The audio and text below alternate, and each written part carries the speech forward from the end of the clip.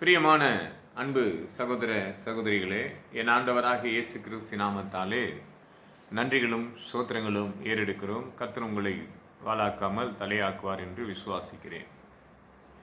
ஒரு சின்ன செய்தி, மனுஷனுடைய ஆலோசனைகளை கொடுத்து தேவன் திட்டமாக இந்த உலகத்தில் என்ன நடந்து கொண்டிருக்குது என்று 3000 ஆண்டுகளுக்கு முன்பாக இருபுறம் கருக்குள்ள பட்டயத்தை எழுதப்பட்டது. அன்று எழுதப்பட்டவர்கள் தேவன் தனக்கு வெளிப்படுத்தின அநேக காரியத்தை பொய்யில்லாமல் உண்மையாக எழுதப்பட்ட பரிசுத்த வானந்த இருபுறம் கருக்குள்ள பட்டயம் தேசத்தில் இன்னைக்கு உலகம் முழுவதும் ஏராளம் பேர் இதை படித்து அதன் வழியை கடந்து பயணித்து கொண்டு இருப்பவரை பார்ப்போம். வேற எங்கேயுமே இன்டர்நேஷனல் சொல்லலாம். இன்னைக்கு உலகம் முழுவதும் இந்த வேத புத்தகத்தில் இல்லாத இடமே கிடையாது. எல்லா இடங்களிலும் இது இருக்குது. ஏன் அப்படின்னு சொன்னா, சரியான ஆலோசனை, சிறந்த ஆலோசனைகள், சரியாக நம்மளை வழிநடத்துகிற ஆலோசனைகள். இன்னைக்கு சுயநலமாக பல காரியங்களை இதை பகிர்ந்து கொண்டு ஒரு சிலர் பேசுகிற விஷயத்தை கூட சிலர் அதுக்காக ஒரு பயத்தை கூட உண்டாயிடும். ஆனால் இதை நம்பி அதை பயணித்து தொடர்ந்து பயணித்தால் நம்முடைய வாழ்க்கையே கர்த்தர் மேலே உயர்த்தி உயர்த்தி வச்சு நம்மளை நடத்துவார். அப்படி ஒரு வசனம் தான் இது. சங்கீத புத்தகத்தில் 32ஆம் சங்கீதத்தை 8ஆம் வசனம் படிக்கிறோம் பாருங்க. உங்ககிட்ட இருபுறம் கருக்குள்ள பட்டயம் என்றால் நீ எடுத்து வச்சு இதை ஆலோசனையாக நடத்தி கொண்டால் நிச்சயமாக இதன்படி கர்த்தர் உங்களை நடத்துவார். படிக்கிறோம் பாருங்க. 32ஆம் அதிகாரத்தில் 8ஆம் வசனம், நான் உனக்கு போதித்து நீ நடக்க வேண்டிய வழியை உனக்கு காட்டுவேன். ஆண்டவர் கொடுக்குற ஆலோசனை ரொம்ப அழகா இருக்கும். நான் உனக்கு போதித்து நீ நடக்க வேண்டிய வழியை நான் உனக்கு காட்டுவேன். சொல்லிட்டு உடனடியே சொல்றாரு. அது நல்லா இருக்கும். அது உன்மேல் என் கண்களை வச்சு உனக்கு ஆலோசனையே சொல்லுவேன். வழி நடத்துகிற தேவன் நமக்கு ஆலோசனை சொல்ற விதமே ரொம்ப வித்தியாசமா இருக்கும். ஏன்னா நம்மளை வழி நடத்த ஒருவர் அழைக்கப்படுற, இன்னைக்கு நம்மளை வழி நடத்த ஒருத்தர் அழைக்கிறாருன்னு சொன்னால் அது சரியாக நம்ம பகிர்ந்து கொள்ளுறோமா இல்லையான்னு பார்த்து என்ன பண்ணுவாங்க, ஒரு கம்பெனியோ இல்லை ஒரு பிஸ்னஸோ ஸ்டார்ட் பண்ணும்போது எந்த விதமான காரியமாக இருந்தாலும் சரி, நம்மளை அழைக்கிற விதங்கள் வித்தியாசம் இருக்கும். அது ஆலோசனை கொடுத்து கடந்து பயணித்து கொண்டே கொஞ்சம் வளர்ச்சி அடைய நம்மளுக்கு ஆலோசனை நிமித்தமாக நம்ம உயர்ந்து போகும்போது ஆலோசனை கொடுத்தவர்களே என்ன பண்ணிடுவாங்க, போராமை கொள்ளக்கூடியதாக ஆளை மாற்றுவாங்க. ஏதாவது ஒரு குறை சொல்லி என்ன பண்ணிடுவாங்க, ஆள்களை மாற்றுவாங்க. இந்த மாதிரி விஷயத்தில் நீ சரியில்லை, நான் வேற ஆளை வைக்க போறேன் என்று சொல்லி. ஏன்னா அவர் இவர்களுக்கு மேலாக உயர்ந்துபடும் போது நம்மளை தள்ளி வேற ஒருத்தர் உருவாக்க. ஆண்டவராக இயேசு கிறிஸ்து அப்படிப்பட்டவர் அல்ல. ஒருவர் அழைத்தார்னா கொடுத்த அழைத்தின்படி ஆசீர்வதித்து உயர்த்துவார் இல்லையா? ஆதி மனிதன் ஆபிரகாமன் அழைக்கப்படும் போது என் ஆண்டவராக இயேசுக்கு சொல்லப்பட்டதை போல உன்னை நான் பெரிய ஜாதியாக்குவேன் என்று சொன்னதை ஆதியாகமம் 12ஆம் அதிகாரம் 2ஆம் வசனத்திலே 3ஆம் வசனத்திலே படிக்கிறோம். அப்போ அந்த வசனத்தின்படி தானே, எதுவுமே கிடையாது, அப்படி சந்ததி பெருகு பண்ணுவேன் போது அதை நம்பணும். முதல்ல கர்த்தருடைய ஆலோசனைன்றது அதுதான். உன்மேல் என் கண்ணில் வச்சு உனக்கு ஆலோசனை சொல்லுவேன்றாரு. அப்போ நடக்க வழியை காட்டுற, முதல்ல நடந்து போகிற வழி சரியானதா என்று சொல்லி பார்த்தா நிறைய பேருக்கு சரியானது கிடையாது. இன்னைக்கு நிறைய சபைகளில் பிரச்சனைகளை, அது ஆணா இருக்கட்டும் பெண்ணா இருக்கட்டும், ஒரு பிரச்சனைகள் உண்டு. அது சரியாக பகிர்ந்து கொள்ள சில போதகர் கூட அதை இறங்கி அதுக்காக ஈடாக கேட்பது கிடையாது. என்னுடைய சபைகளில் பார்த்தீங்கன்னா, என்னுடைய பிரசங்கத்தில் எடுத்துக்கொண்டு ஒரு சில மணி நேரத்தில் கர்த்தர் ஆலோசனை கொடுத்தார் என்று சொன்னால் அது கடினமான செய்தியாக இருக்கும். அடுத்த மாதம் வருவார்களா, அடுத்த வாரம் வருவாரா, அடுத்த வினாடி வருவார்களான்னு நான் பார்க்க மாட்டேன். இந்த வினாடியிலே எனக்கு கிடைக்கப்பட்ட நேரத்தில் அது சரியாக பகிர்ந்து கொள்ளுவேன். நிறைய பேர் எனக்கு பிடிக்காத காரணமே, ஒரு சிலர் சொல்லுவாங்க, அதனால தான்ப்பா நான் உங்கள்கிட்ட எதுவுமே சொல்றது கிடையாது, நான் சொன்னா நீ அப்படியே அவரை கேட்டுருத அப்படின்னு. அதுதானே உண்மை. அப்போ நீ சொல்றது உண்மைன்னு எப்படி நான் கண்டுபிடிக்கிறது? ஒரு காரியத்தை கொடுத்து எனக்கு நீ பகிர்ந்து கொள்ளுகிற, அந்த பகிர்ந்து கொள்வதை நீ மற்ற இடத்துல சொல்லாததான் பிரச்சனை கிடையாது. அங்கேயும் சொல்லிட்டு என்கிட்டயும் சொல்லப்படுமோ நான் என்ன பண்ணிடுறேன், அதை எனக்கு கொடுத்து தப்பான ஒரு மெசேஜ் அவர் இதயத்துக்கு போக முன்பே, இல்லை அது யோசிக்க முன்பே, இல்லை யார்கிட்டயே சொல்ல போறாருன்னா நான் பேசினாதான் அவரும் அதை புரிஞ்சு மனம் மாறுவார். அதுதான் உண்மை. நிறைய பேருக்கு அது பிடிக்காது. என்ன நிறைய பேர் சொல்லுவாங்க, அதனால தான் உங்ககிட்ட நான் சொல்றது கிடையாது, நீங்க அப்படியே கேட்டுருவீங்க. கேட்டுறது தான் சரியானது, கேட்பது தான் சரியானது. ஒரு ஆற்று தண்ணி பார்த்தினா, ஆற்றுடைய காரியத்தை பார்க்கும்போது ஆற்றுல தண்ணி நல்லா பயணித்து கடல்லேருந்து ஆற்றுக்கு தண்ணி வரலைங்க, ஆற்றுலேருந்து கடலுக்கு தண்ணி போகுது. இது பயணித்து இருக்கிற வழிகளை ஒருவன் ரெடி பண்ணுவான். இந்த தண்ணி அதிகரித்து போது குடிக்கிற தண்ணி தான் ஒரு எல்லைக்கு மேலே அதிகரித்தா நம்மளே அடித்து போட்டோன்னு சொல்லி அது கடலுக்கு வழி காட்டுவாங்க. அப்போது வறுமையாக இருக்கிற ஒரு அந்த பூமியை போய் என்ன பண்ணுவாங்க, அது பள்ளம் எடுத்து ஒழுங்கு பண்ணி இந்த தண்ணி போய் சரியாக கடலில் சேரணும் என்று சொல்லி அது காலத்துக்கு நேர்த்தியாக அந்த கடலில் சேர தண்ணியை பார்த்தீங்கன்னா 3 விதமான காரியத்தை நம்ம அங்கே பார்க்க முடியும். ஒன்று, ஆற்று தண்ணியும் வரும் இல்லையா, ஏரி தண்ணி கூட பார்த்தா நிறைஞ்சிச்சுன்னா கடலுக்கு தான் போகும்.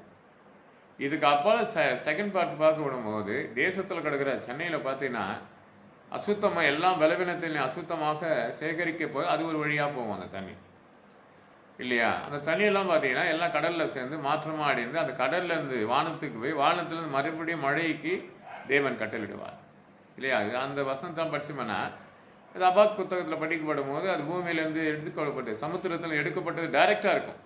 எனக்கு வானத்துலேருந்து மீன் வந்துச்சுங்க, வானத்துலேருந்து ஐஸ் கட்டி வந்தது, நான் பார்த்தனும் போது இங்கேருந்து போவது அங்கேருந்து ஒழுங்கு பண்ணி கத்துறேன். இங்கே எடுக்கும்போது அது உப்பு தண்ணி, அது வானத்துக்கு போய் இறங்கும் போது நான் எல்லாரும் குடிக்கிற தண்ணியாக மாறக்கூடியதாக இருக்கிறது. அப்படி ஆண்டவர் தான் நம்ம வழி நடத்துகிற விதமே அப்படி தான். ஒரு சிலரை நான் கூப்பிட்டு ஒரு சிலரை நடத்துகிற விதங்கள் நிறையா இருந்தது. இன்னைக்கு கூட ஒருத்தரை கேட்டேன், நான் எந்த காரியத்தை துவக்கினாலும் என்னை கூப்பிட்டு செய்கிற ஒரு ஆட்கள் இன்னைக்கு மனம் மாறுது, சிந்தனைகள் மாறுது, செயல் மாறுது. அப்போ போய் தானே அது. அப்போ எந்த விஷயத்தை எடுத்தாலும் இன்னார் வந்தால் தான் சரியாக இருக்கும் சொல்லப்பட்ட காலம் போய் அது நம்மளுடைய ஆலோசனை கிடையாது. தன்னை பெருமைப்படுத்திக்குவாங்க ஒரு சிலர். அப்போ அவங்கள போய் என்ன கேட்க முடியும், எதுவும் கேட்க முடியாது தெரியுமா. ஏன்னா அது வெட்டாந்தரியாக இருந்தது. அது நம்ம நீரோட்டமாக மாற்றக்கூடிய ஒரு சூழ்நிலை ஏற்படுத்தும். நம்ம தான் அது நீரோட்டம் மேலே பாஞ்சு போது எப்பவுமே குளிர்பானமாக ஆயிடுது இல்லையா. ஒரு காஞ்சி கடந்திருந்த ஒரு பூமிக்கு நீரோட்டத்தை அது மேலே கொண்டு வரும்போது அது எப்பவுமே குளிர்பானமாக மாறப்படும் போது அதுக்கு என்னுடைய உதவி தேவைப்படுமானா அதுக்கப்புறம் என்னுடைய உதவி தேவைப்படுறதுக்கு வாய்ப்பு கிடையாதுங்க. ஏன்னால் ஒரு காலத்தில் ஒரு பஞ்சங்கள் ஏற்பட்டு இல்லையா, பஞ்சங்கள் நேரிட்டு உஷ்ண வெயில் அது மேலே பட்டு காஞ்சி போகிற நிலைமைக்கு வந்தால் ஒருவேளை அந்த நிலத்துக்கு என்னுடைய தேவைகள் சந்திக்கப்படுதா இருக்குமே தவிர இப்போது அது தேவையில்லை. மனிதனுடைய எண்ணங்கள் அது தானே, மனிதனுடைய சிந்தனைகள் அது தானே. நான் சாதாரணமாக ஒரு ஒரு ஒரு கடலுக்கும் ஒரு ஆற்றுக்கும் ஒரு ஏரிக்கும் ஒரு காரியமாட்டு தான் உங்களுக்கு தெரிவிக்கிறேன். அப்படி தான் மனிதன் இருக்கிறான். பட்டாந்தரியாக இருந்தது பார்த்தோன்னா வயல்வெளியாக இருந்தது, அதுக்கு தண்ணி பாசம் இல்லாத இருந்ததுக்கு அது தண்ணியை காட்டி அந்த நிலத்துக்கு நல்ல பயிர் வரக்கூடிய சூழ்நிலையை ஏற்படுத்தி அந்த தண்ணி மீண்டும் அதிகரித்து போகும்போது கடலுக்கும் கடந்து போகக்கூடிய ஒரு வழியை காட்டின பிற்பாடு இதை காட்டினவர் யாருன்னா சொல்கிறாங்களா கேட்டால் தெரியாது. கடல்லேருந்து ஆற்றுலேருந்து தண்ணி கடலுக்கு போச்சுன்னு சொல்லுவாங்களே தவிர அது வெறுமையாக இருந்த அந்த நிலத்தை அதை ஒழுங்குபடுத்தி அனுப்பப்பட்ட அந்த மனிதனை பற்றி ஏதாவது பேசுகிறாங்களா கேட்டால் கண்டிப்பாக பேச மாட்டாங்க. இன்னைக்கு மனிதர்கள் அப்படி தான். சில காரியங்கள் கொடுத்து யோசிக்கப்படும் போது அதெல்லாம் நினைக்கும் போது எனக்கு தேவன் கற்றுக் கொடுக்குற சில ஆலோசனை, அதுதான் ஆண்டவர் இந்த வசனத்தை கொடுத்தாரு எனக்கு தெரியாது. 32ஆம் சங்கீதத்தை 8ஆம் வசனத்தில் அழகாக சொல்ல, நான் உனக்கு போதித்து நீ நடக்க வேண்டிய வழிகளை உனக்கு காட்டுவேன், உன்மேல் என் கண்களை வச்சு உனக்கு ஆலோசனை சொல்லுவேன். இன்னைக்கு எத்தனை பேர் அது இருக்கலாம், அது மகனாக இருக்கலாம், மகளாக இருக்கலாம், உலகத்தில் இருக்க அண்ணன் தம்பியாக இருக்கலாம், யாராக இருந்தாலும் சரிங்க. ஒரு குறிப்பிட்ட காலத்துக்கு பிற்பாடு அவங்க என்ன பண்ணுவாங்க, அவங்க சிந்தனைகள் வேறையாக மாறிடும் இல்லையா. அவங்க சிந்தனைகள், அவங்களுடைய நடத்த, அவங்களுடைய காரியங்கள், விட பாவனை எல்லாம் மாறி போயிருக்கும். அந்த காலத்தில் போய் நம்ம அதை பகிர்ந்து சொன்னாலும் இவனுக்கு அது தெரியாதுன்றவாங்க ஈஸியாக. அப்படி தான் இன்றைக்கி ஒருத்தர் கொடுத்து நான் பேச சொன்னேன். சில காலகட்டாயத்துக்கு முன்னாடி என்னுடைய ஆலோசனை உன்னை கேட்டு அதன்படி நடந்த மனுஷனுக்கு இப்போ என்ன பண்ணுறேன், அப்போ வறுமையின் கோட்டுக்குள்ளே இருக்கப்படும் போது அதை ஒழுங்குபடுத்தப்படும் போது அது திறமையான ஒரு பலமாக மாற்றி அமைக்கப்படும் போது ஆசீர்வதிக்கப்படும் போது அந்த நீரோட்டத்தில் பலர் பகிர்ந்து கொள்கிறாங்க இல்லையா. ஏரி தண்ணி ஆற்று தண்ணி இப்படி போதுறா என்ன பண்ணுவாங்க, தண்ணி ரொம்ப நல்லா இருக்கும், கடந்து போகிறவங்க கூட கொஞ்சம் எடுத்து குடிச்சிட்டு போவான். அப்போ அந்த ஆற்று தண்ணிக்கு வழியை உண்டாக்கி கொடுத்தவரை தேடுவானா, கேட மாட்டான். ஏன்னா தண்ணி நிறைஞ்சு போய் கொண்டிருக்குது, ஆற்றுக்கு அலுவலாக தண்ணி கடந்து போகுதுறான்னு சொன்னால் மனுஷனுடைய ஆலோசனைகள் நிச்சயமாக யார் அதுக்கு ஒழுங்குத்தனம் பண்ணுறாரு, கடவுளாக இருந்தாலும் கடவுளை மறந்து போகிற ஜனம் தான் இந்த உலகத்தில் இருக்கிறோம். இன்றைக்கி அப்படி தான் வாழ்க்கை நடந்தது. ஒரு காரியத்தை கொடுத்து நான் யோசிக்கும் போது ரொம்ப சிந்திக்கிறேன், ரொம்ப நான் செயலாக சிந்திப்பேன். நிறைய விஷயத்தை கொடுத்து என்னை அப்படி தான் கேட்பாங்க. குடும்பத்தில் கூட நிறைய விஷயத்தை யோசிக்க பண்ண சில கேள்வி கேட்டேன்னா அந்த கேள்விக்கு பதில் கிடைக்கலன்னா அவங்க என்ன பண்ணுறாங்க, நீ எதனால் இப்படி பேசுகிறதுன்னு தான் கேள்வி கேட்பாங்க. ஏன் பேசுனன்றது அது கண்டுபிடிச்சி சொல்ல முடியாது. அப்போ தான் கடவுள் ஒரு விஷயத்தை சொல்லி கொடுக்குறாரு, உன்மேல் என் கண்களை வச்சு உனக்கு ஆலோசனை சொல்லுவேன். அப்போ என்மேல் கண்களை வைக்கிற தேவனுக்கு எல்லாம் தெரியும் இல்லையா. என்மேல் வைக்கிற நடக்க வேண்டிய வழியை காட்டணும் அவர் தான். கண்களை வைக்கப்படுமோ நான் உசாராயிடணும் இல்லையா. ஓ, இதனால தான் இந்த பிரச்சனையா? இந்த ஆற்று தண்ணி எனக்கு பிரயோஜனம் உள்ளது கிடையாது, நான் வெளியே இருக்கிறேன், தள்ளி இருக்கிறேன், என்னால் மொண்டு கூட குடிக்க வழி கிடையாது, அதுக்கு வேண்டிய வழி ஆட்களும் எண்டு தண்ணியை மொல்லக்கூடிய ஆட்களும் இருக்குது, தண்ணி காட்டக்கூடிய வழியும் இருக்குது, ஆனால் அது ஒழுங்குபடுத்தி விட்டா எனக்கு அதுக்கு வேலை இல்லை. அப்போ ஆண்டவர் எனக்கு தெளிவுபடுத்துறாரு இல்லையா, உனக்கு வேறு வழி வெட்டக்கூடிய ஒரு சூழ்நிலை ஏற்படுத்தி நீ அந்த வழியை பாருங்க தான். அப்படி தானே ஆகும். இன்னைக்கு மனுஷன் நம்புவாங்க நிறைய பேர் இல்லையா, மனுஷன் நம்பி பல விஷயத்தை மறைப்பாங்க, ஒழிப்பாங்க. அது எனக்கு தெரியுது இல்லையா, இந்த இருபுறம் கருக்குள்ள ஒரு பட்டையை மட்டும் இருந்துச்சுன்னு சொன்னால் யார் என்ன தப்பு தள்ளு பண்ணாலும் அது வெளிப்படுத்துவார் என் ஆண்டவர் இயேசு கிறிஸ்து. இது சங்கீதத்தில் இன்னொரு வசனம் கூட 94ஆம் சங்கீதம் நினைக்கிறேன், அதில் 11ஆம் வசனத்தில் ரொம்ப அருமையாக இருக்கும். அந்த வசனத்தை படிக்கிறேன் பாருங்க. உங்களுக்கு வேணுமா அப்படி உனக்கு அது ஒழுங்குதனமாக இருந்தால் எடுத்துக்கொள்ளுங்க. படிக்கிறோம். மனுஷனுடைய யோசனைகள் வீணானதுதான். மனுஷனுடைய யோசனைகள் வீணானது, பயங்கரமானது அது. ஆனால் எடுத்து அதை பயணித்துக்குவாங்க. சிலர்லாம் பார்த்தோன்னா இவங்க சொன்னாங்க, இவங்க பின்பாக நம்ம கடந்து போனால் ரொம்ப நல்லா இருக்கும், இவங்க பின்பாக நான் கடந்து பயணித்தா இவங்க சொல்கிற மாதிரி இருந்தால் இந்த காலகட்டத்துக்கு பிற்பாடு என் மகளோ என் மகனோ என் குடும்பமோ நேர்த்தியாக இப்படி வாழும் என்று நம்புவாங்க. நான் கர்த்தரை தவிர ஒருவரை நம்ப மாட்டேன். இன்னைய பொழுது வரைக்கும், இந்த வினாடி வரைக்கும் தேவனை நம்பி மட்டும் நான் இருக்கிற ஆகாதத்துக்கு உண்டு. இதன் சரீரத்தை முழுவதும் தேவனுக்கு அர்ப்பணித்து இந்த பார்த்தனா ஜாமத்துக்கு முன்பாக கண்ணு விழுத்திருக்கேன் என்று சங்கி 110 148 படி ஜாமத்துக்கு முன்பாக இந்த செய்தியை பகிர்ந்து கொண்டிருக்கிறேன். முதல் ஜாமத்துக்கு முன்னாடி இந்த செய்தியை பகிர்ந்து கொள்ளுக்கிறேன்னா கர்த்தருடைய ஆலோசனை தான். ஆனால் இங்கே சொல்கிறார்ல சங்கீத புத்தகத்தில் நல்ல திட்டமாக அழகாக சொல்கிறாருல 94ஆம் சங்கீதம் 11ஆம் வசனம் படி மனுஷனுடைய யோசனைகள் வீணானது என்று கர்த்தர் அறிந்திருக்கிறாரா? நீ அறிந்திருக்கிறியா? நான் அறிந்திருக்கிறேன்னா கிடையாது. ஏன்னா அவன் யோசிப்பது வேறு, அவன் சிந்தனைகள் வேறு. தேவன் தூரத்துலேருந்து பார்த்துருக்கிறாரு. அதை சங்கீத புத்தகத்தில் 99 சங்கீதம் 2ஆம் வசனம் படிக்கும் போது தூரத்தின் நம் நினைவுகள் அறிந்த தேவன். ஏசாயா புத்தகத்தில் இருப்பார் இல்லையா, அது தெளிவாக இருக்கும் அது. அப்போ அந்த வசனத்தை எப்படி இருக்கு ஏசாயா புத்தகத்தில் படிக்கணும் போது ரொம்ப பாவம், அதை ஜாக்கிரதையாக இருக்கணும் இல்லையா. அப்போ ஏசாயா புத்தகத்தில் சொல்லப்பட்ட வாசனை உன் நினைவுகள் என் நினைவுகள் அல்லன்றாரு. உண்மை, உன் நினைவுகள் என் நினைவுகள் கிடையாதுன்றாரு. அப்போ ஆண்டவருக்கு எல்லாம் தெரியும். அப்போ நம்ம என்ன யோசிக்கிறது கடவுளுக்கு தெரியல, என்ன ஏமாத்தலாம் இல்லையா. நான் சிலருக்கு ஆலோசனை கொடுக்கும்போது சிலர் பேசுகிறத பார்த்தோன்னா அப்படியே பரிசுத்தத்தோடு இருக்கும் இல்லையா, அப்படிதான் இருக்கும். உன் நினைவுகள் நினைவுகள் ஏசாயா 55ஆம் அதிகாரம் 8ஆம் வசனத்தை என் நினைவுகள் உன் நினைவுகள் அல்ல, உன் வழிகள் என் வழிகள் அல்லன்றாரு.